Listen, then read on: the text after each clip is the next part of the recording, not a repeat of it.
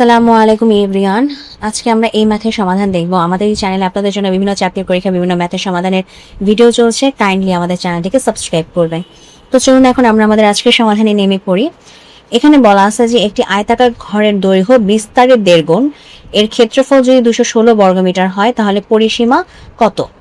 আচ্ছা, দৈর্ঘ্য হচ্ছে বিস্তারের 1.5 গুণ, তাহলে দৈর্ঘ্যটাকে আমাদের বিস্তারটাকে ধরে নিই হচ্ছে x, তাহলে আমাদের দৈর্ঘ্য হবে হচ্ছে আমাদের 3x/2, মানে 3/2 মানে হচ্ছে 1.5। ওকে, বলছে এদের ক্ষেত্রফল 216 বর্গমিটার, অর্থাৎ x into 3x divided by 2 equals to হচ্ছে 216 বর্গমিটার। মানে আমরা ক্ষেত্রফলের যে সূত্র সেটা হচ্ছে দৈর্ঘ্য গুণ প্রস্থ ইকুয়ালস টু ক্ষেত্রফল। তো আমাদের দৈর্ঘ্য যদি হয় 3x/2 আর প্রস্থ যদি হয় x, তাহলে দুইটার গুণফলের মান কত হবে? 216।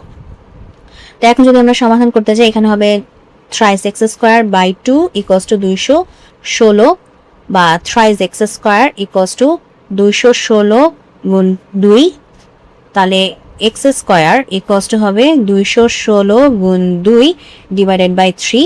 তো 3 এখন যদি আমরা কাটাকাটি করি তাহলে হচ্ছে আমাদের x² এর মান বের হয় 144।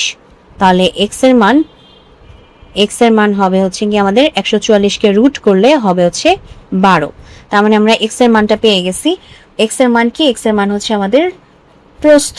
তাহলে দৈর্ঘ্যের মান কত হবে? দৈর্ঘ্যের মান হবে হচ্ছে আমাদের 3 × 12 ডিভাইডেড বাই 2, 2 দিয়ে 12কে কাটলে 6, 3 6 18। ওকে, তাহলে এখন আমাদের পরিসীমা কত? পরিসীমার সূত্র হচ্ছে আমাদের 2 গুণ দৈর্ঘ্য যোগ প্রস্থ। তো দৈর্ঘ্য আমাদের কত? 18, প্রস্থ আমাদের কত? 12। তাহলে 2 এর সাথে 18 আর 12 যোগ করলে হয় হচ্ছে 30। তাহলে হচ্ছে আমাদের 2 এর সাথে 30 গুণ দিলে হবে হচ্ছে 60। এটাই হচ্ছে আমাদের পরিসীমা। তো পরিসীমার মান আমরা পেয়ে গেছি 60। এটাই হচ্ছে আমাদের আজকের প্রশ্নের সমাধান। তো যদি ভিডিওটি ভালো লাগে অবশ্যই ভিডিওতে লাইক দিবেন, চ্যানেলটিকে সাবস্ক্রাইব করবেন। ভালো থাকবেন।